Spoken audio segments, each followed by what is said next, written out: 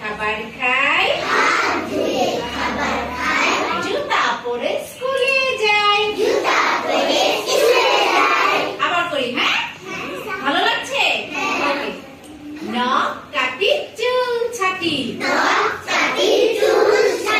থাকবো মোরা পরিপাটি, ভালো করে দাঁত মাজি, জামা কাপড় পরে সাজি, হাত ধুয়ে খাবার খাই,